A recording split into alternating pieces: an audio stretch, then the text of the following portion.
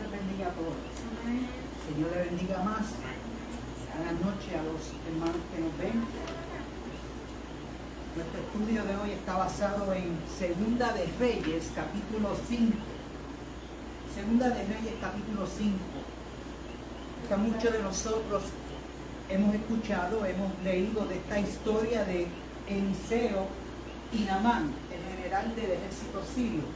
Pero vamos a comprender y vamos a disfrutarnos algo, ¿verdad? Una perspectiva de la cual el estudio nos trae directamente. Así que voy a orar primeramente para encomendarle, como siempre. Estoy encomendado al Señor, pero hago oración para tener esa grata satisfacción de que el Espíritu Santo mora entre nosotros. Padre, en el nombre de Jesús, estamos aquí una vez más, Señor, en tu palabra, escudriñándola, Señor, no para hacernos más lindos, sino para fortalecer a la iglesia, fortalecer a los discípulos, fortalecer a los miembros, Señor, para que tu palabra sea sanadora, fortifique, Señor, aún más nuestro espíritu. Gracias te damos, Señor, por estas hermosas enseñanzas que tú nos das todos los días, Señor, en el nombre poderoso de Jesús, que fue nuestro Salvador. Gracias, amén y amén. Pues aquellos que poseen al expositor bíblico Senda de Vida, nuestro estudio bíblico está basado, como le dije, en Segunda de Reyes capítulo 5, y es en el expositor el estudio bíblico número 12, que tiene por título Dios sana a Naamán el sirio. Dios sana a Naamán el sirio.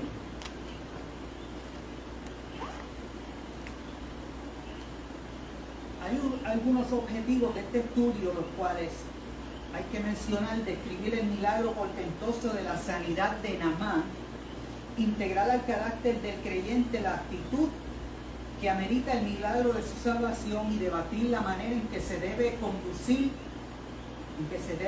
conducir los redimidos, o sea, los que hemos creído ya en el Señor. Naamán, acordémonos, debemos saber que Naamán era un general de un ejército, vamos a decir, en los tiempos del nuevo pacto sería un gentil común, que, claro, pues no tenía una concentración en lo que era Jehová o Dios. Pero aquí vamos a ver algo bien interesante con respecto a este general sirio.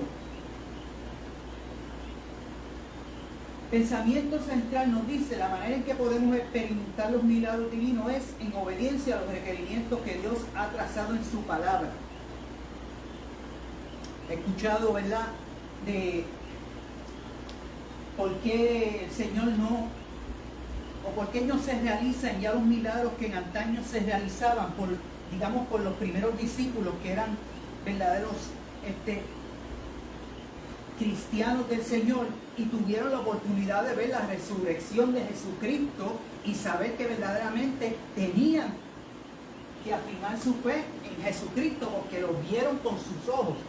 Sin embargo, la palabra nos dice: bienaventurados nosotros que no hemos visto y hemos creído, a diferencia de aquellos discípulos que tenían un poder, claro, un poder de espiritual superlativo, diría yo, porque estamos en unos tiempos del siglo XXI, la cual nuestros afanes de la vida, el día a día, pues nos ha menguado, vamos a decir, en nuestra espiritualidad. Pero no quiere decir que estamos lejos de Cristo, porque yo me considero uno de ellos, ¿verdad? Yo me siento gratificado de que Cristo esté cerca y el Espíritu Santo esté morando en la tierra con nosotros, a los que hemos creído. Porque basado en este estudio, yo voy a hacer un breve testimonio con respecto a algo que me sucedió precisamente con esta historia de Naamán el sirio, de que Dios sana a Naamán el sirio. Vuelvo y digo, capítulo 5 de Segunda de Reyes en la Biblia, comenzamos de la siguiente forma: hablando, o dice la palabra en el nombre del Padre, del Hijo y del Espíritu Santo, describiendo quién era Naamán. Este primer versículo. Naamán, general del ejército del rey de Siria, era varón grande delante de su señor. Escuchen bien, varón grande delante de su señor, y la Biblia dice señor en letras minúsculas. Quiere decir que el señor que él era grande frente era a su capataz, a su general, a quien él tenía que darle cuentas. Y lo tenía en alta estima, porque por medio de él, ahora escuchen, había dado Jehová salvación a Siria. Por medio de Naamán había dado salvación a Siria. Este hombre valeroso en extremo, pero estaba enfermo. Lepra, el cáncer de los primeros siglos. El cáncer, vamos a decir que era prácticamente incurable de los primeros siglos de la historia, y continuó a través de todo el antiguo pacto y el nuevo pacto. Ya no se escucha mucho de lepra, sino ahora es el cáncer como tal. Básicamente para mí es una enfermedad tan mortal como lo era la lepra, el cáncer. Y dice esa historia, ¿verdad?, que este hombre era valeroso en extremo, pero estaba enfermo. Y él era un hombre en gran capacidad para su supervisor, vamos a decirlo así, su comandante en jefe. Y el versículo 2 nos dice, y de Siria, o sea, de la guerra que habían en Siria contra Israel, habían salido bandas armadas y habían llevado cautiva de la tierra de Israel a una muchachita, la cual servía a la esposa de Naamán. Naamán, casado con lepra, me imagino que no podía acercarse mucho a su esposa, pero tenía una esposa, y la esposa tenía esta esclava, que era israelita, en la casa de Naamán, el general del ejército. Seguimos leyendo para el versículo 3, donde esta dijo, o sea, esta muchacha, sierva de la mujer de Naamán, si rogase mi señor al profeta, o sea, ella está indicándole, si rogase Naamán al profeta que está en Samaria, él lo sanaría de su lepra. ¿De quién estaba hablando esta muchachita? De un profeta, el cual vamos a comprender que se llamaba Eliseo. Ella conocía de este profeta. Había escuchado, claro, si estaban prácticamente en el mismo territorial. Así que esta muchacha, por alguna fe, le indica a la mujer de Naamán que había alguien que podía, en cierta manera, sanarlo de aquella enfermedad incurable, de la enfermedad incurable para aquellos tiempos, que era la lepra. La lepra no se curaba con nada, solamente por un milagro o los milagros que se hacían bíblicamente. No había cura para ella. Así que, continuando, dice la palabra que esta dijo, bueno, versículo 4, entrando Naamán a su señor, le relató diciendo, así ha dicho una muchacha que es de la tierra de Israel. Así le dijo esta muchacha al general para que se lo indicaran a Naamán. Dice, y le dijo el rey de Siria, anda, ve, yo enviaré cartas al rey de Israel. O sea, Naamán, tienes permiso para ir allá a Israel, para que vayas. Salió pues él, llevando consigo 10 talentos de plata y 6,000 piezas de oro y y 10 mudas de vestido. Basado en lo que podemos descifrar esa cantidad que él salió para Israel a verse con el profeta, él llevaba unos presentes, que dice 10 talentos de plata, 6,000 piezas de oro y 10 mudas de vestido. Eso era básicamente una cantidad cuantiosa para aquel tiempo. Para hoy día no se, podríamos decir que se pasa de los 500,000 de medio millón de dólares. Cantidad buenísima para presente a algo que él quizás ni sabía que iba a pasar. Dice entonces el versículo 6, que lo brinca el expositor, nos dice: también tomó cartas para el rey de Israel que decían así: cuando lleguen a ti estas cartas, sabe por ellas que yo envío a mi siervo Naamán para que lo sanes de su lepra. Esta fue la carta que le envió que le dieron a Naamán para presentarle allá al rey de Israel o al profeta. Más bien, luego que el rey de Israel leyó las cartas, rasgó sus vestidos y dijo, el rey: soy yo Dios que mate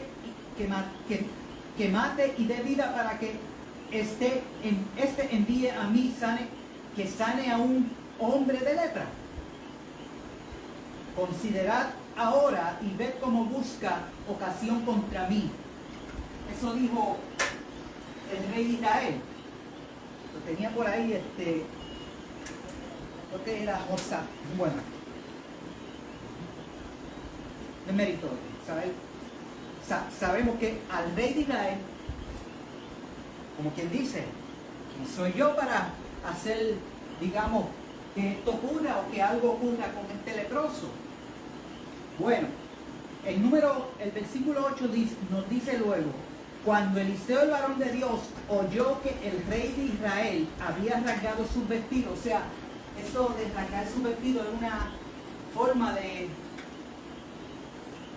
describir coraje, vamos a decir coraje o rebelión o antipatía, vamos a decir. Dice que cuando Eliseo, el varón de Dios, oyó que el rey de Israel había rasgado sus vestidos, envió a decir a este mismo rey: ¿por qué has rasgado tus vestidos? Venga ahora a mí y sabrá que hay profeta en Israel. Fíjate el diálogo que tenían entre sí, lo que habla el escritor de Segunda de Reyes. Y el versículo 9 nos dice: y vino Naamán con sus caballos y con su carro y se paró a las puertas de la casa de Eliseo. Entonces Eliseo le envió un mensajero diciendo: ve y lávate 7 veces en el Jordán, y tu carne se restaurará y serás limpio. Aquí hay una particularidad con respecto a Eliseo, que no verdaderamente se presenta directamente o personalmente a Naamán en general, sino que envía un mensajero a decirle a Naamán lo que tenía que hacer. Ahí estamos. Que era que fuera al río Jordán, se lavara 7 veces y él iba a ser limpio. Sí, pero ahí hay una orden. Claro, porque le dijo ve, no le dijo si quieres ve al, o sea, le dijo ve y lávate. Porque las órdenes de los profetas eran, si no es si quieres, ve, como Jesucristo hacía en su tiempo, en el tiempo del nuevo pacto. Ve y lávate, o levántate, o hazlo. Eliseo acostumbraba siempre mirar a Jesse. Cuando vemos el ministerio de Eliseo, él no era como Elías. Elías iba personalmente y él enfrentaba las cosas. Eliseo era bien diferente al carácter de Elías. Siempre estaba a par. Lo vemos en los demás milagros. Él siempre enviaba a Jesse. Su siervo. Pero había una particularidad con Jesse también. Y había otra particularidad con Eliseo, que había, vaya la aclaración o el recordatorio de que Eliseo, acordémonos que era, vamos a decir, seguidor de Elías, el profeta, y le pide a Elías, el profeta, una porción máxima de lo que tenía el mismo profeta Elías, que se la diera a Eliseo, que él la quería. Esto es una forma de presentarnos con, bueno, yo quiero una fe, pero quiero tener ese poder tuyo, Elías. Me siento que Jehová puede estar en mí al 100%. Eso fue lo que pidió Eliseo. Y Elías complace a Eliseo. Así que, basado en eso, Eliseo hizo mucho más milagros que el profeta Elías. Es más, le vamos a indicar una cosa. Eliseo fue uno de los profetas que mayor milagros hizo. Doble porción. Este milagro, yo podría decir que este milagro que estamos escudriñando en esta noche de hoy, es como el octavo milagro que Eliseo está efectuando. Hasta muerto hizo uno porque los huesos resucitaron. Eso íbamos a hablar, claro que sí, más adelante. Los huesos resucitaron. Imagínense, hasta muerto Eliseo en huesos resucita a otro muerto. Un muerto resucitando, o sea, un vivo, porque Eliseo era, vamos a decir, un muerto carnal. Claro, su cuerpo estaba ya descompuesto, pero su alma todavía pertenecía o estaba inmortal, y por eso entendemos que pudo haber resucitado a otro muerto. Porque un muerto no puede resucitar a otro muerto, solamente un vivo puede resucitar como Jesucristo. Cuando tú mueres, tu cuerpo va al fondo de la tierra, pero resucita al tercer día para que se viese que había vida después de muerte, todo aquel que cree en el Hijo de Dios. Amén. Seguimos entonces en el versículo número 10.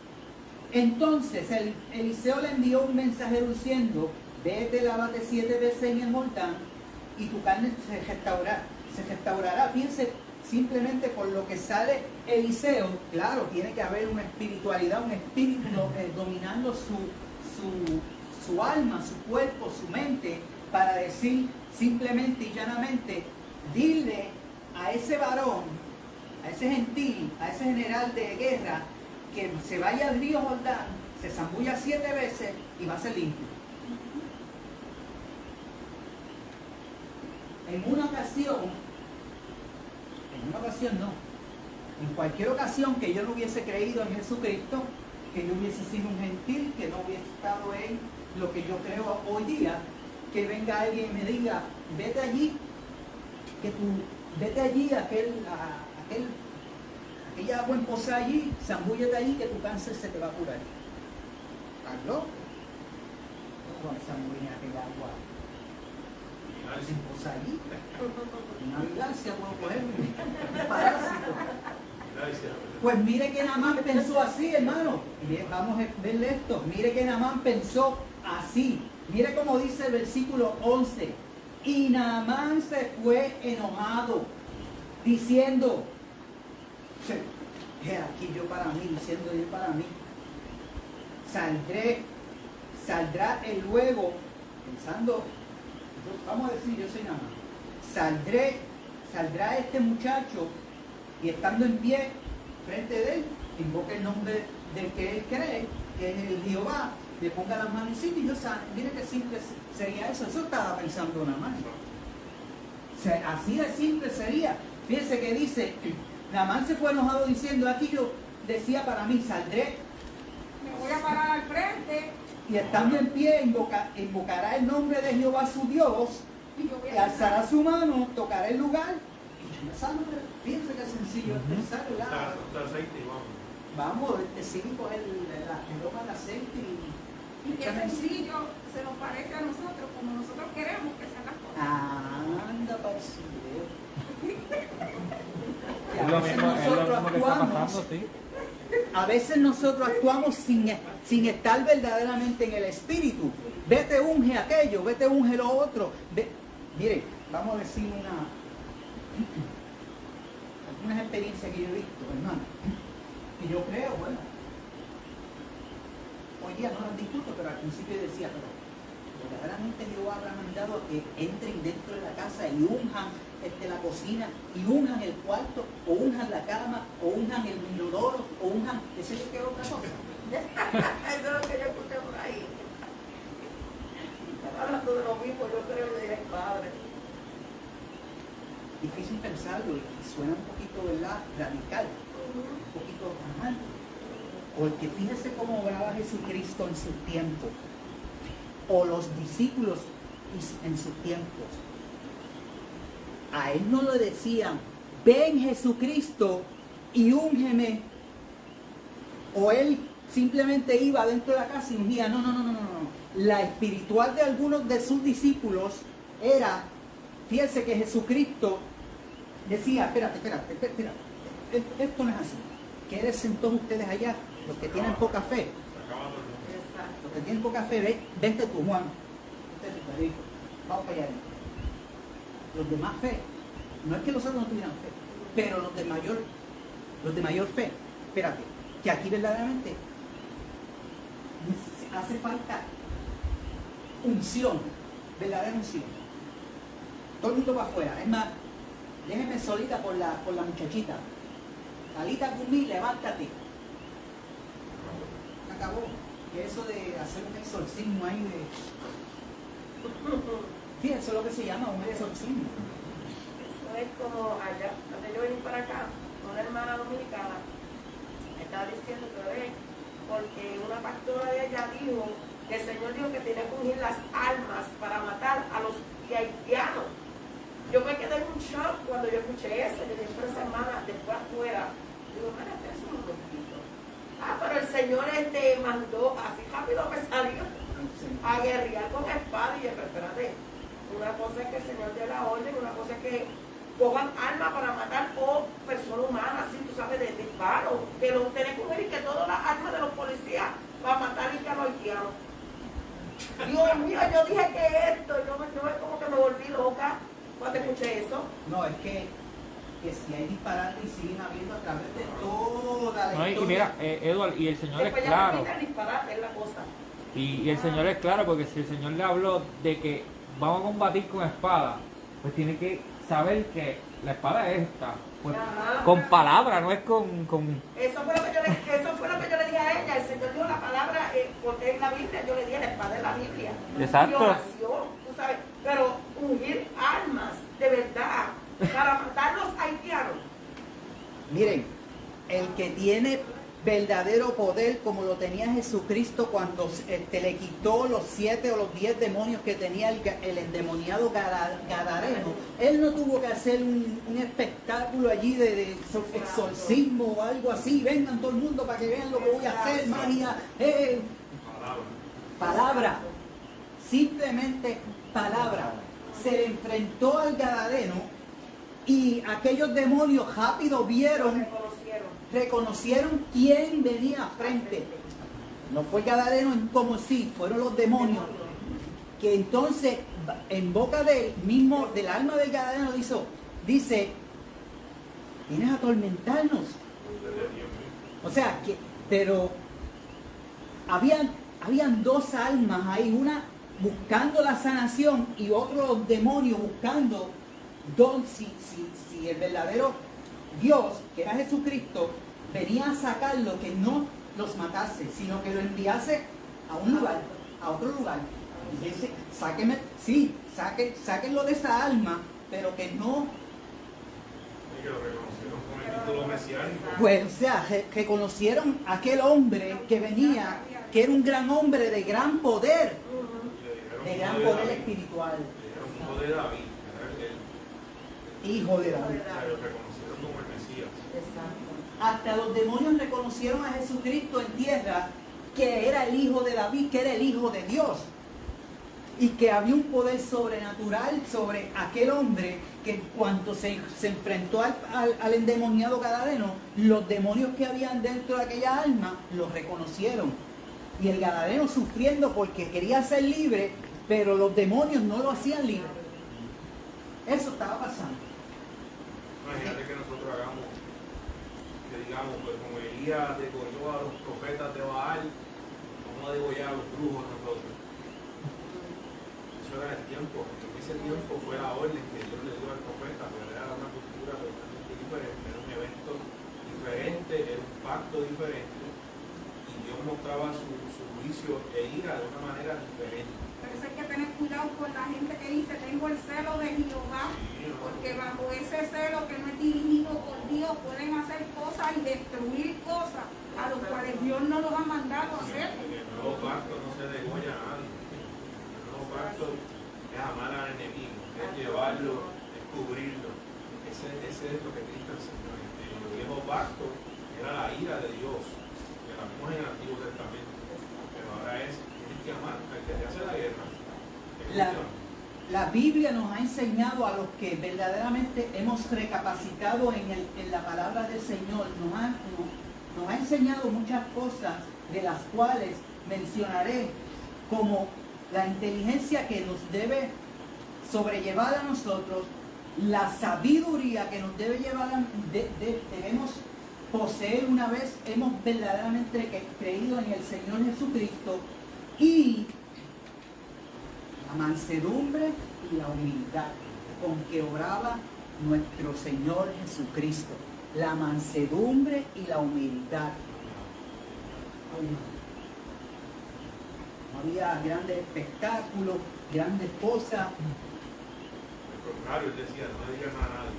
Él solo declaró. No le digas a nadie lo que Yo no quiero protagonismo, en otras palabras.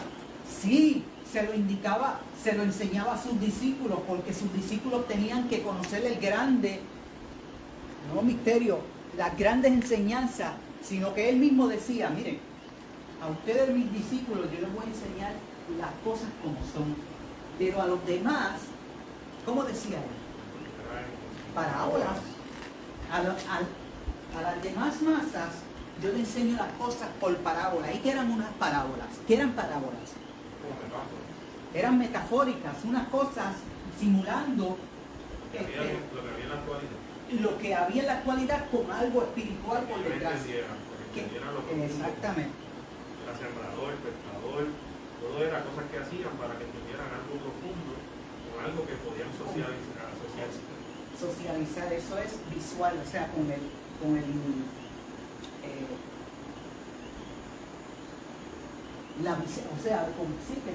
vamos a decir, el ser humano aprende más por lo visual que por lo que oye.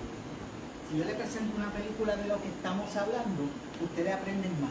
Si por diapositivas o lo que sea, película, uno aprende más y absorbe más. Que simplemente, ¿quién se acuerda de la predicación del domingo pasado? Son pocos. ¿Quién se acuerda de la predicación del domingo de hace un mes atrás? Ahora, si veo una película, como que se graba más, está más tiempo en el disco duro que la palabra. Eduardo, nuestra hermana Elizabeth está ahí y dice algo bien importante, es que Jesús no le preguntaba cómo se llamaba, sino que los reprendía. ¿Cómo se llamaba? Simplemente, o sea, no hacía espectáculo como tal. Si vamos a la misma historia que la cuenta Mateo. Hoy lo ponen a hablar. Vamos a San Lucas. Esa alma sufriendo y tenemos que nos diga una entrevista. Esa alma está luchando para ser libre. Y uno quiere seguramente seguro de su fecha de nacimiento. Fueron varios, vamos a decir, varios exorcismo que hizo Jesucristo, porque el exorcismo es la capacidad milagrosa para reprender un demonio de un ser humano. Lo que sucede hoy en día es que hoy es el espectáculo de sacerdotes y ministros que puede que tarden horas tratando de sacarle un demonio a alguien. O si está bien verdaderamente espiritual, ese ministro simplemente con la palabra, en el nombre de Jesús, en el nombre de Jesús te reprendo. Mire. Y que cada vez fue algo diferente, porque había una enseñanza que el Señor iba a dar, y era mostrar que las personas que estaban allí amaban más los cerdos que reconocer lo que había ocurrido. Por eso es que el Señor le pregunta primero a ellos, porque estaba enseñando a los discípulos, era una enseñanza que había ahí. Porque ¿qué hicieron la gente cuando vieron que los cerdos se mataron? Lo botaron. Los que nos dejaste sin cerdo, vete de aquí. Tristemente, amaron más los cerdos, el milagro que esa persona estaba atormentada, y amaron más que porque, ¿sabes? Esos cerdos que ellos tenían los amaron más. Y esa era la enseñanza, porque creo que fue un caso diferente que el Señor le preguntó quién era. Vamos a ir un momentito a esa misma historia del endemoniado Gadareno, la cual los tres primeros evangelios los citan, Mateo, Marcos y Lucas. Pero yo tengo el de Lucas, capítulo 8, versículos 26 en adelante. Miren, voy a ir rapidito sobre esto para explicarle, para dirigirle algo. Y arribaron a la tierra de los Gadarenos, que está en la ribera de opuesta a Galilea. Al llegar a él, a tierra, vino a su encuentro un hombre de la ciudad endemoniado desde hacía muchísimo tiempo, que no vestía ropa ni moraba en casa, sino en los sepulcros, o sea, en las catacumbas, en las cuevas. Este, al ver a Jesús, lanzó un grito. ¿Quién lanza un grito? El Gadareno. No son los demonios que están en él. Fíjense, escuchen esto. Este, al ver a Jesús, lanza un grito y dice, postrándose a sus pies, exclamó a gran voz. Él quiso, en su verdadero alma, quiso ser libre o quiso salir de lo que él estaba. Lanzando ese grito, se lanzó postrándose en pie, pero los demonios dijeron, eran más poderosos que él mismo, lo dominaban, que dice, ¿qué tienes conmigo, Jesús, Hijo del Dios Altísimo? Te ruego que no me atormentes. O sea, aquí está hablando básicamente el demonio o los demonios. Porque mandaba al espíritu inmundo, que saliese del hombre, pues hacía mucho tiempo que se había apoderado de él. Y les ataba con cadenas y grillos, pero rompiendo las cadenas era impelido por el demonio a los desiertos. Y le preguntó Jesús diciendo, ahora va a hablar Jesús ¿con quién? Con el demonio. Parece que hay dos almas dentro del Gadareno. Está el alma del Gadareno como tal, pero está el espíritu demoníaco que está dominando al Gadareno. Porque el Gadareno sí quería ser sano, pero le impedía a esos demonios que eran tan poderosos dentro porque del alma. ya era como un principado. Pues claro, eso Sí. mismo era un principado. Jesús le pregunta, ¿cómo te llamas? Y aquel demonio dijo, Legión, porque somos muchos. Porque somos muchos demonios que habían entrado en él. Y le rogaban que no los mandase ir ¿a dónde? Al abismo. Fíjese que yo dije una vez en un estudio, si no me equivoco, una predicación, algo así, que uno de los lugares que más teme Satanás y sus demonios es el abismo. ¿Y qué es el abismo? ¿Qué es el abismo? Que sale en Apocalipsis. Un lugar encerrado de tinieblas totalmente, que no podía manifestarse ni el demonio, ni Satanás, ni los demonios. Esas eran las tinieblas, o sea, ese era el abismo, la cual no querían que Jesús enviase a esta legión, porque dice, pues somos muchos, y les rogaban que no los mandase ir al abismo, que es el lugar donde Satanás no quiere ir. El lugar más peligroso, el lugar que Satanás más teme es el abismo. Déjalo en claro. Allí había un hato de muchos cerdos que pasían en el monte y les rogaron que los dejasen entrar en ellos y les pidió permiso. ¿Cuánto eran que le tenían tanto al abismo esos demonios que ellos mismos le pidieron? Por lo menos enviarnos a lo más impuro que hay en Israel, que eran los animales cerdos. Y los demonios salidos del hombre entraron en los cerdos y el hato se precipitó por un despeñadero al lago y se ahogó. Pero los espíritus no se ahogaron. Se ahogaron los cerdos. ¿A dónde fueron a tener esos demonios? Y los que apacentaban los cerdos, cuando vieron lo que había acontecido, huyeron y yendo dieron aviso en la ciudad por los campos y salieron a ver lo que había sucedido y vinieron a Jesús, hallaron al hombre de quien se había salido los demonios sentado a los pies del maestro, vestido en su cabal juicio, y tuvieron miedo. ¿Qué pudo haber pasado con aquel endemoniado luego que experimentó esa liberación? Me convertí y testifico que verdaderamente hacía muchos años que yo estaba endemoniado. Ahora soy libre. Igual que la mujer del esposo, que se convirtió en una persona libre evangelista. No creo que Tito no estaba en ese tiempo, pero él se iba a convertir en un evangelista dando testimonio. Igual que la mujer del esposo de capítulo 4, que salió dando voces: este debe ser el Mesías, porque me acaba de decir mi vida, todo. Siguió hablando de qué. Fíjese que Jesucristo en el versículo 39 dice: ahora vuelve a tu casa y cuenta cuán grandes cosas ha hecho Dios contigo. No dijo yo, he hecho yo contigo. Jesucristo, siendo Dios en la tierra, no dijo lo que yo he hecho contigo, sino lo que Él representaba en la tierra, que era a Dios el Padre. Jesús. Esa es la unidad. Todo, el Padre glorificaba a Dios, el Hijo glorificaba al Padre. No había competencia, porque eran uno. Pero Jesucristo tenía que dar una enseñanza básica a los que los rodeaban, que eran los que los rodeaban, eran incrédulos, creyentes, débiles, fariseos, sectas. Y él quería dar a entender lo que en el Pentateuco todos ellos sabían, que era de uno. ¿De quién? De Jehová Dios.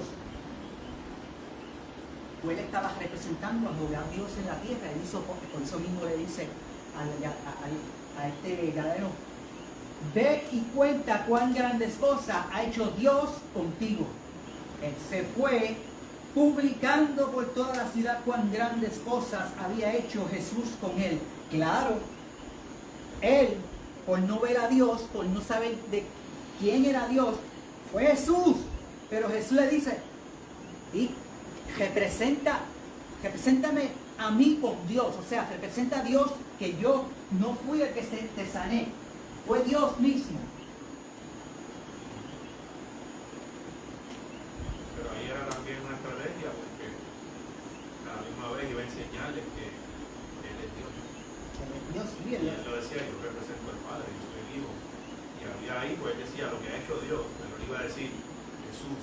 Pero la humildad de Jesús era de la forma que él no, a menos que, ¿verdad?, en unos capítulos ahí de los evangelios dice, está indicando a sus discípulos. ¿Quiénes dicen la gente que soy yo? A sus discípulos. ¿Quiénes dicen la gente que soy yo? Para ver cuánto habían aprendido sus discípulos. Pedro, el traidor no, el mentiroso, el que sí, en cierta forma lo traicionó, lo negó, lo abandonó. Tú eres el Hijo del Dios Altísimo, dice Pedro. Pero bueno, no te lo que le doy ni carne ni sangre, dice Jesucristo. Así que ahora en el versículo 11 habíamos dejado que Naamán se fue, como quien dice, cabizbajo, pensando, ay, Dios mío, este hombre de lo que tenía que ponerme la mano encima o decirme la palabra y yo voy a ser sano, así de sencillo, pero ¿por qué me manda a hacer esto? ¿Cuánto protocolo? ¿Cuánta cosa de tratar? Las cosas de Dios son a veces, son tan raras que Está enojado. se Porque imagina que lo raro ejerce la fe. bueno, pues, Esa es la diferencia. Es lo que nos reta. Si fuera todo fácil, ¿cómo nuestra fe va a crecer? Pero lo que es raro en los ojos de Dios es lo que nos lleva a ejercer y creer. Es lo que le gusta a la gente, las cosas rápidas, Claro, fácil. Ora y ya. microondas. Es que Que te- Dios No, ni dice, aún el microondas lo dejan parar bien. sí, Tenemos que pasar. Los 50 que están acá. Dios dice, yo no pienso igual que ustedes. Dios lo dice en su palabra. Mis pensamientos son muy diferentes de ustedes. Y a veces decimos, wow, Dios hizo esto, en serio. Que Dios hace las cosas para captar tu atención, para activar. Si fuera por algo sencillo, tú dices, ah, pues está bien. Pero como es algo raro, diferente, dices, wow, es que Dios es Dios. Y eso es lo que nos ejerce la fe. Pero este hombre, fíjese, a pesar de que no, que tenemos que pagar un precio y como quiera tenemos que pagar un precio porque no todo va a ser fácil. procesos se llaman. Tenemos que ser procesados. Procesos. Yo le dije que le iba brevemente a testificar algo con respecto a esto que estamos estudiando. Vamos primero a terminar la historia. Habana y Farfal, versículo 12, ríos de Damasco, ¿no son mejores que todas las aguas de Israel? Refiriéndose al río Jordán. El río Jordán era como la cloaca de Israel. Bien sucio, un río sucio. Y él pensando, o sea, estos ríos que hay cerca de Damasco, como era estos nombres Habana y Farfal, serían mejor para yo lavarme porque eran ríos más limpios. Fíjense, él caminando cabizbajo, pensando, refunfuñando, diciendo, ¿lo hago o no lo hago? ¿Lo hago o no lo hago? Eso pensaría yo que estaba pensando nada más. Dice, si me lavaren ellos, ¿no seré también limpio? Y se volvió y se fue enojado, refunfuñando, como hacemos nosotros. Nos dicen, tienes que orar, tienes que ayunar. Bueno, yo sé ¿qué yo voy a Es la Biblia. ¿Qué voy a leer? ¿Qué voy a instruirme? ¿Qué? Yo voy a mi modo. Estamos terminando esto. Dice, mas sus criados se le acercaron y le hablaron diciendo, Padre mío, si el profeta te mandara alguna gran cosa, ¿no la harías? ¿Cuánto más diciéndote, lávate y serás limpio? Mira, vino los criados de él, tenía un poquito más fe, y dijeron, además un profeta que te mandó a decir eso, hazlo. Si te dice algo difícil, lo haría, porque no hacerlo fácil. Esa muy técnica. Porque quería algo, tú sabes, en el momento ahí. Sí, ya. rápido, y lo que queremos nosotros a veces rápido, Él nos sale rápido. Y siempre, como yo le he dicho, hermanos, fíjense, todo en la vida que nos ocurre a gentiles y no gentiles, cristianos y no cristianos, son procesos para Dios glorificarse a su nombre. Escuchen bien, durante estas 3 últimas semanas que yo estuve recluido, enfermo, recién operado, yo me encontré en una situación mal. Yo me vi mal. Me sentía mal, bien mal. Imagínense, una apendicitis que se revienta dentro del estómago, cojo la bacteria, me mandan para casa a seguir tratamiento con antibióticos, por ahí un dolor insoportable, esto y lo otro, y yo como en mi humanidad decía, pero Señor, ¿no soy yo siervo tuyo? Escuchen ahora lo que me pasó después que salgo del hospital, que Johanna la pastora se va a sus menesteres, la nena se va a su universidad. Yo me quedaba solo, estaba solo las 2 últimas semanas que me quedaba solo en casa por la mañana, casi todo el día. Mi cumplimiento era, empecé a meditar, empecé a orar. Y no en voz baja. Yo hablaba con el Señor, como un amigo habla con otro amigo. Yo me sentía que yo tenía al Señor al lado. Cuando estaba acostado lo sentía que estaba escuchándome arriba en el techo y yo hablaba en voz alta con Él. Esa era mi oración, hablar con Dios. De hecho, la oración es eso, es hablar con Dios en el nombre del Hijo. Y entonces, en voz alta me levanto y sigo caminando de aquí para allá en la sala, de aquí para allá en la sala. Esto no lo sabe mi esposa. Y cojo el teléfono. Y en Facebook, usted sabe que siguen saliendo cosas y cosas, pero últimamente me están saliendo cosas edificantes. Cosas edificantes. Las que no edifican, pues yo les quizá unos chistecitos y vamos a decir unas cositas, decir unos jokes y eso. Pero, de momento, me abren una página o abro una página donde está esto mismo. Estoy leyendo, estamos leyendo.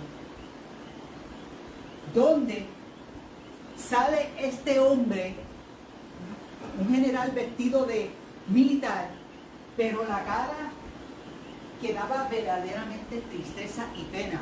Leproso, completamente leproso. Caminando, cabizbajo. Así mismo estaba el video. Yo quisiera, no sé si alguien lo vio. Yo sé que alguien aquí. Yo estaba contigo ese día. Testigo que alguien vio ese video. Un hombre caminando hacia un río y el río se veía como sucio completo. Bueno, peor que este color, y el agua corriendo y había una charquita, el agua estaba pero turbia, una cosa es, y el hombre acercándose al río como con ese pensamiento, no lo hago, pero una cara de tristeza que tenía ese general, representando a Naamán, que anda, quito, empiezo a meterme en el río, dudando. Y él comienza como con una cara de tristeza, verdaderamente me confundió. O sea, ese hombre que estaba representando la historia de Naamán me confundió verdaderamente porque se veía tan demacrado, una cosa horrible, la lepra. Se mete en el río, en una charquita, y comienza a zambullirse, como sin ganas. Zambullirse como sin ganas. Y se zambulle. Y sale. Y es como que más enojado. Y se zambulle. Y con una tristeza, una cara angelical, decía, o sea, como quien dice, estoy haciendo algo que no tiene lógica. Y se zambulle otra vez. Y salía. Es más, se veía hasta peor por el agua sucia. Y se zambulle. Y aquello fue tan pausado, esa escena fue tan pausado que yo decía, se va la historia de Naamán, porque para mí como que se zambulló como 20 veces. Yo no les conté, hermano. Yo sé que en una, el hombre se zambulle ya como que, queriendo decir, se acabó. Y cuando sale, que él se mira, no era una cara de contentura, era una cara de gozo. Era un semblante de gozo, verdaderamente una cosa espiritual que yo caí en eso mismo, en el espíritu en casa. ¿No se lo había dicho? ¿Yo te lo dije? ¿No te lo había dicho? Yo tuve varias experiencias en casa, a pesar del cuñado y todo. pero esta fue una de las mayores. Y no sé si te diste cuenta en el video que sale, aunque el agua está sucia, pero sale detrás de él más sucio todavía. O sea que se veía lo que estaba limpiando Dios, se veía que estaba saliendo todo. Y aparte, escondido detrás de una peña o detrás de unos arbustos, ¿qué había? Un hombre. Exacto. Podría haber sido quién. Uno de los siervos de Naamán, Eliseo mismo. Algún testigo ocular para que cuando Naamán saliera de aquel zambuirse por séptima vez, aquello fue real. Aquello fue una cosa bellísima. Esa escena yo la tengo grabada y la tendré grabada por mucho tiempo, porque verdaderamente yo caí en un espíritu que comencé a llorar, hermano, a llorar. Yo lloraba. Cuando somos, ¿verdad? Usted dice refunfuñar y no se ríe, pero cuando nosotros logramos ser sinceros con Dios, no es real, es ser sincero, es muy diferente. Que Dios entienda en nuestro corazón y cómo nos acercamos a Él. Logramos hablarle como un amigo y ser sinceros con Él. No como cuando vamos con prisa, como cuando no tenemos tiempo para escuchar si quiere decirnos algo. Simplemente vamos depositando y nos levantando. Cuando logramos llegar a eso, a hablar, a dialogar, no simplemente pedir, soltar, sino a tener un diálogo con el Señor y tener fe de que Él está ahí escuchando. Y somos sinceros. Eso es lo que Él está buscando. Seamos sinceros, todo cambia.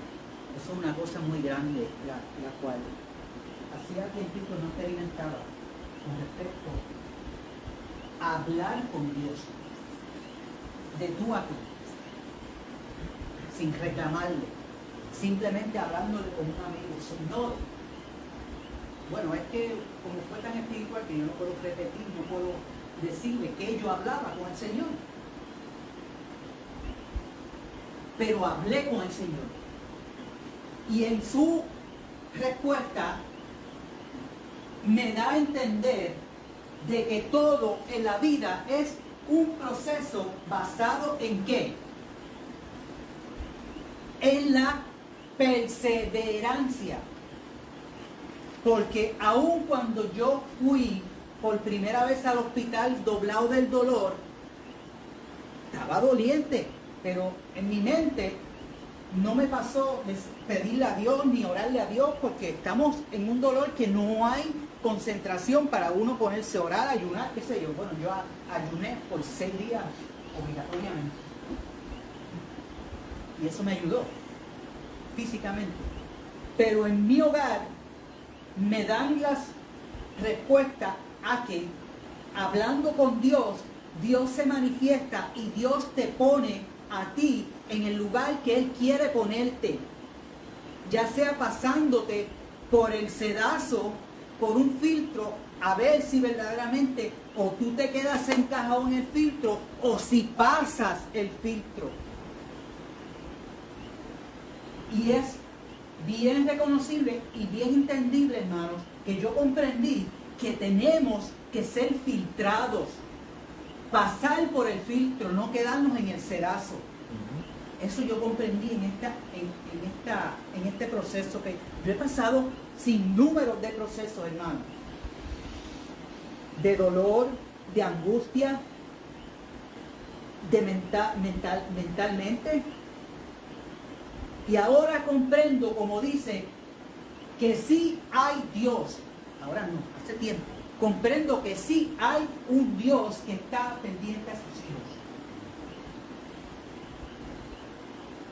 No me diga cómo, pero la fe mía en cierto momento se desbalanceó y volvió al balance. Nunca refunfuñé, Señor, ¿por qué me está pasando esto? No sé si, pero yo decía para mí decía, Señor, yo soy siervo tuyo, soy Israel, para mí, pero no me quejaba, todo lo que venía decía, otra vez suero, otra vez inyección, otra vez análisis, otra vez esto, otra vez lo otro, y mira, y se infectó ¿cómo le dicen esto? Una celulitis, una infección, bueno, pasé procesos, verdaderos procesos, que el Señor ahora en estos momentos me ha dicho a mí, yo hago como yo quiero y cuando yo quiero. Ténganlo presente, hermanos, el Señor hace como Él quiere y cuando Él quiere. Por eso debemos pedir en nuestras oraciones, en nuestro hablar con Dios, sea hecha tu voluntad, Señor, porque el día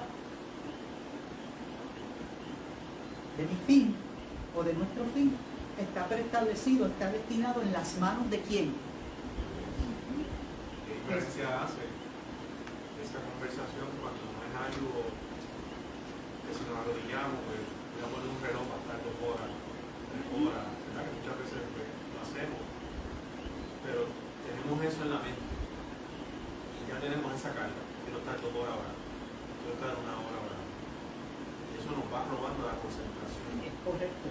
¿Qué diferencia es cuando simplemente nos vamos de rodillas, nos acostamos, sin pensar en el tiempo, sin pensar en nada más que hablar, que es lo que Dios quiere, esa conversación? Pero ya llevamos como que un libreto y tengo una lista de esto es lo que le voy a mencionar a Dios, voy a orar por esto, y ya tenemos todo pensar ahí, cuando lo que Dios quiere es que te abras a Él en tu corazón. Simplemente hable con Él. Y como todo, un amigo, como un buen amigo. y cuando lo hacemos así, lo demás fluye. Esa lista que tenías para presentarle al Señor fluye sola en esa conversación. Y cuando vienes a ver, dices, wow, es todo lo que yo orar, pero qué diferencia hace en mí.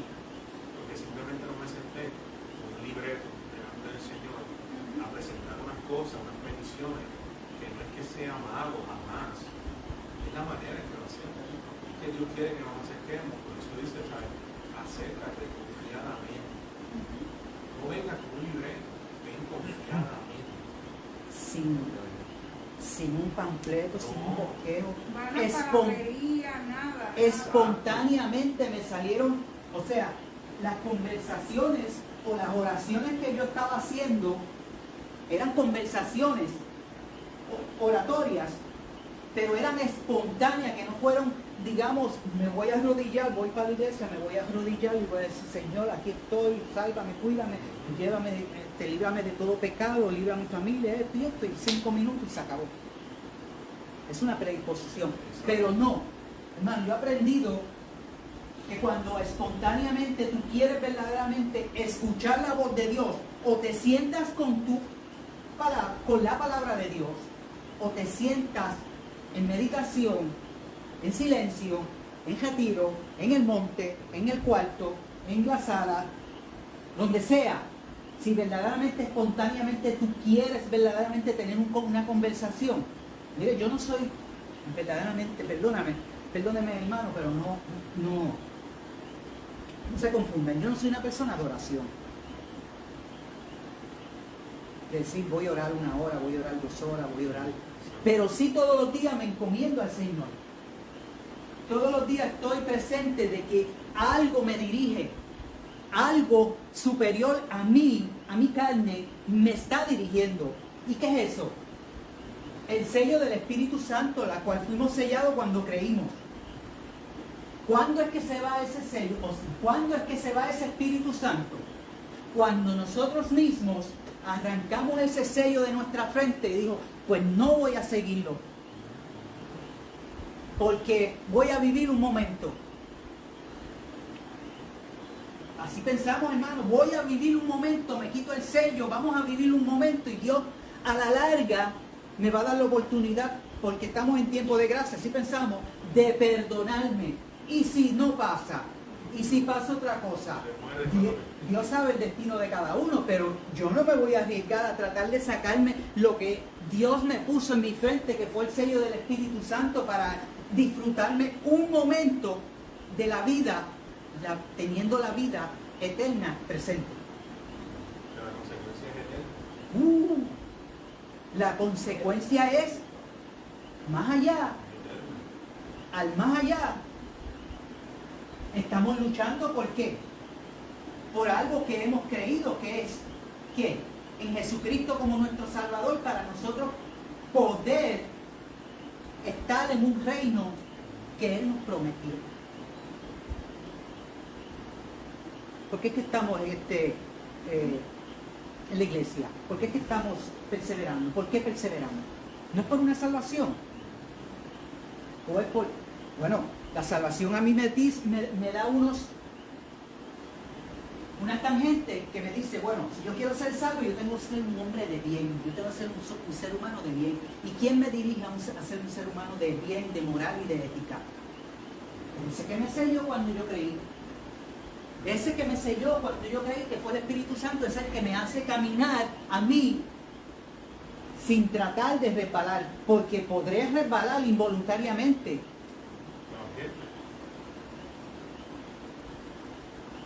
Pero, vamos a decir, pero de que yo voluntariamente diga, voy a disfrutar un momento, espérate. Espíritu Santo, vete, vamos a fornicar, vamos a robar, vamos a matar. Mira, ¿por qué mate? Pues entonces, yo me pongo el Espíritu Santo, Dios me perdona y...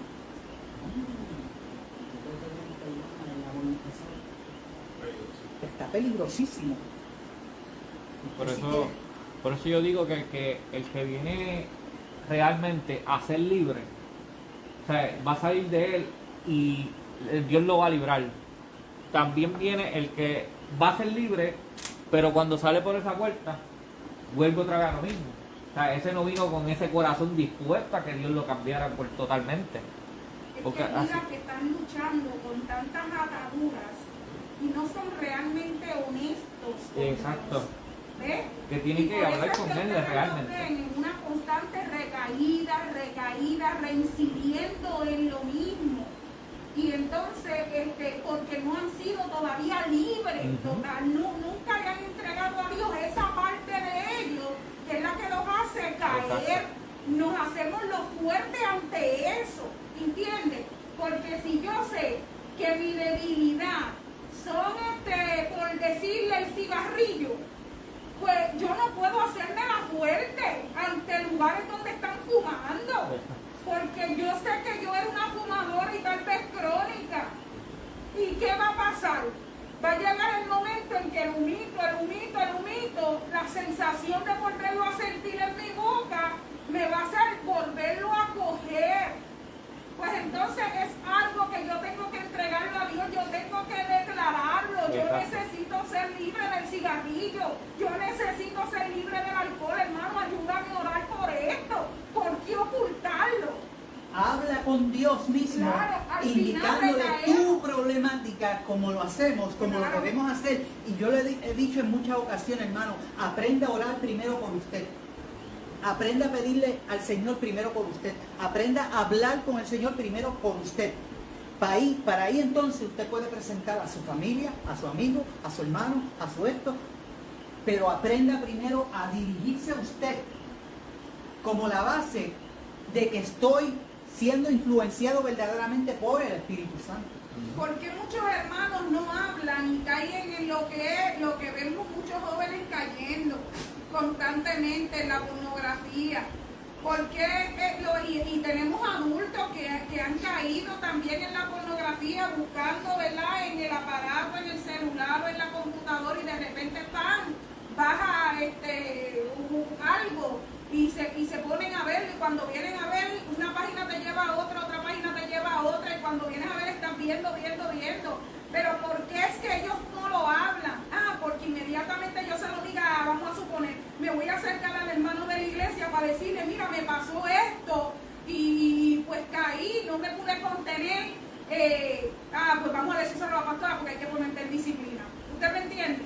¿Sabe? Antes de la disciplina tiene que venir la ayuda, ¿entiende? Yo creo que la palabra disciplina, la iglesia tiene que arrancarla, sacarla, porque tenemos que darle las herramientas a las personas para que las personas se ayuden, o sea, uno poderlos ayudar a no ser reincidente, a cómo ser libre de eso, a ser libre de la pornografía, a ser libre del alcoholismo, a ser libre del adulterio, a ser libre de las fornicaciones, a ser libre de todo eso, hermano.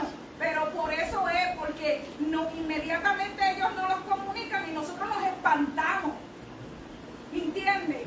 levantamos. ponernos a orar. Entonces, ¿qué es lo que ellos van a decir? Pues entonces no hablo, porque no tengo a nadie con quien hablar, no tengo la confianza dentro de la iglesia con quien yo voy a hablar. ¿Entiendes? Pues entonces, hermano, si todo el tiempo nosotros disciplinamos y no damos las herramientas, las personas luego de la disciplina van a volver a seguir haciendo lo que estaban haciendo.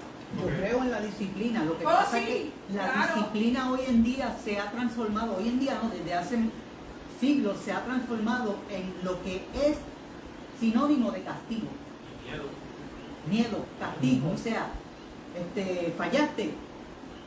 Es más, te voto de la iglesia. Es que una disciplina sin herramientas, hermano, no es disciplina. Que O sea, era la de antes, que era la de antes. sí, exacto. Esa era la de antes.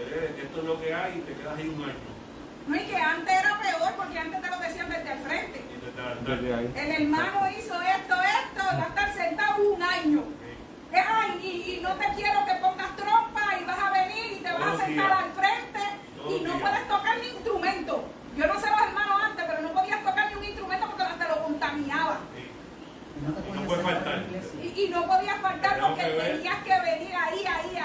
Tengo que ver todos los días. Pero no le enseñaba, no lo educaba y no lo rescataba. Por eso es que la gente seguía reincidiendo en lo mismo y entonces a escondidas. Cuando realmente nos podemos esconder del líder, pero de Dios, ¿quién se esconde? O sea, que lo hacían peor porque además de que lo hacían, se escondían, ¿me entiendes? No, después de la rebeldía, después de la rebeldía porque no te ayudan, sino que eso es un castigo de lo que hay, pues no vamos a hacer con más ganas. Porque es la realidad, esa es la mentalidad. Sí. Y tristemente no es impartido eso, es impartido miedo a las personas, y hablo de la iglesia en general, por supuesto. Hemos dado miedo en lugar de confianza. Y las personas pues se les dicen no, porque ahora van a poder caer a palo limpio con la Biblia, fíjate. Y todo el mundo lo va a saber y voy a hacer, mira, me van a hacer, Es una me van a hacer vergüenza. sentir como una cucaracha. Exacto, voy a sentir, exacto, voy a pasar una vergüenza frente a todo el mundo. Eso trabaja en la mente y la persona se queda así. En lugar de Entonces- sentir confianza de la verdad. Ujú. Entonces, muchos de los que estamos como o han estado en esa característica de lo que llaman jajatabla, tienen por ideal de que ellos son los superiores y la congregación los inferiores, ellos ser Dios con un pote de fli a las cucarachas. Eso no puede ser.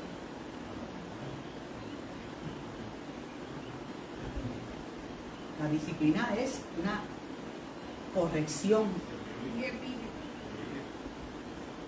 Disciplina, los libros de Proverbios tienen mucho con la disciplina. Disciplina a tus hijos desde que están creciendo y no serás avergonzado en ningún lugar. Eso es uno de los proverbios parafraseando. Bueno, estamos terminando. Entonces descendió, dice el versículo 14, por la historia de Naamán. Entonces descendió y se zambulló 7 veces en el Jordán, conforme a la palabra del varón de Dios, y su carne se volvió como la carne de un niño y quedó limpio. Y no solamente eso, y volvió al varón de Dios, el versículo 15, y él y toda su compañía se puso delante del varón de Dios y dijo: he aquí ahora conozco que no hay Dios en toda la tierra sino en Israel. Te ruego que recibas algún presente que te voy a dar, Eliseo. O sea, este hombre para mí se convirtió genuinamente al Dios de Israel, al Dios que él desconocía, pero que conocía que había un Dios en Israel. Ahora conoce que verdaderamente, como Job, ahora sé que hay un Dios en Israel. Yo lo puedo confesar, hermano. Nosotros creemos que lo podemos confesar, que hay un Dios en nuestra casa que nos protege, que hay un Dios que es el Espíritu Santo, hermano. Donde dice, y su carne se volvió como... La de un niño. Ajá. Ahí vemos como Dios hace las cosas tan perfectas, porque no tan solo le borró lo que tenía, sino cualquier rasguño que tenía, porque Ni cicatrices. sí, todo completo. Porque un niño no tiene nada. Ni cicatrices, una piel. Una piel de bebé. O sea, De que otro cuando- nuevo. yo me imagino cuando este general se presentó a su esposa, a su familia ¿Quién es y a su supervisor. Bueno, todos tendrían que haber maravillado con el Dios de Israel. Y tuvo que haber convertido él, su familia y hasta los militares que él tenía ahí. Porque este hombre estuvo con letra casi toda su vida. Y cuando se presenta, bueno, eso fue grandioso. El Señor hace grandes cosas. En el nombre del Señor, gracias Padre por tan hermosa explicación, hermosa enseñanza, Señor, que tú nos das día a día, Padre. Que estamos siempre en tu presencia, Señor. Cuídanos y protégenos de todo mal, Señor. Y nuestros pecados, Señor, que no sean contados, Señor, los que sean involuntarios, Padre. Líbranos, como te dije, de todo mal. En el nombre de Jesús. Gracias y amén. Señor, Amén. bendiga. Amén. Amén. Que el Señor bendiga a nuestro hermano Edward. Aleluya. Gloria a Jesús. Así, ¿verdad? Continuamos orando los unos por los otros. Gloria a Jesús. Aleluya. Amén. Agradecemos a los hermanos que pudieron llegar a la casa del Señor. Que les bendiga grandemente. Vamos así a orar para ser despedidos. No sin antes mencionarles que el viernes los jóvenes tienen una salida. Gloria a Jesús. Aleluya. Estaremos con ellos, ¿verdad? Compartiendo. Y el domingo tenemos el culto. No sé si el pastor ya hoy quiere hablar referente a eso, que es el culto dedicado a los líderes. Amén. Hay comida, hay desfiles. Venga para acá. Tenemos predicadores invitados que tendrán las inspecciones y la predicación. Los líderes, ¿verdad? Que ya han sido los que están aquí, ¿verdad? Me gustaría que chequen con el color negro, que para todos tenemos en nuestra fecha, así para venir todos del mismo color. Lo estarán viendo también por el chat para que así pues nos veamos todos acordes, ya que estaremos desfilando y pues que tiramos una foto. Y nada, que nos esperamos que nos falte. Así que no falte nadie, gloria a Jesús. Al final, ¿verdad? Tenemos un almuerzo preparado, gloria a Jesús, aleluya, para todos, hermanos, para todos. Los líderes han trabajado arduamente, hermanos, en medio de todo, gloria a Jesús, aleluya. Y hay que honrarlos en la casa del Señor. Así que, ¿verdad? Y le agradecemos por todo lo que están haciendo en la casa de Dios. Puesto el pueblo en pie, amén, para así ser despedido, gloria a Jesús, aleluya. Y bendiga el Señor todos los que han estado a través de la transmisión. Padre bueno y Padre celestial, te damos gracias y te damos toda la gloria. Gracias por tu eterno amor y tu misericordia. Gracias, Señor, por darnos la fuerza día a día, Señor amado. Y gracias por permitirnos en poder llegar y seguir aprendiendo de tu palabra, unánime, Dios del cielo, aleluya, como así tú nos quieres, Dios del cielo. Ahora sí te pedimos que tú nos lleves con bien y que tú nos cubras en el camino, en el nombre del Padre, del Hijo y del Espíritu Santo. Y la iglesia dice: amén. Jehová te bendiga y te guarde. Jehová haga resplandecer su rostro sobre ti y tenga de ti misericordia. Jehová alce sobre ti su rostro.